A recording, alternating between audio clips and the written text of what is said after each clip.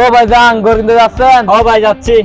তাহলে শুনুন, পশুর বয়স ঠিক আছে কিনা দেখুন। গরু মহিষ কমপক্ষে 2 বছর, বেড়া বা ছাগল কমপক্ষে 1 বছর।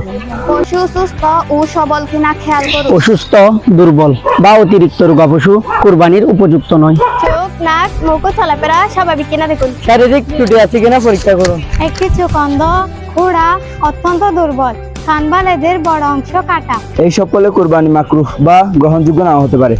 দাঁত ও মুখ পরীক্ষা করুন। বিশেষ করে গরুর সামনের দাঁত দেখে বয়স সম্পর্কে ধারণা হওয়া যায়। চামড়া ও লোম লক্ষ্য করুন। উজ্জ্বল চামড়া ও পরিষ্কার লোম সাধারণত সুস্থ পশুর লক্ষণ। অতিরিক্ত ঘা, চুলকানি বা ক্ষত থাকলে সতর্ক হন। পশুর আচরণ ও চলাফেরা দেখুন।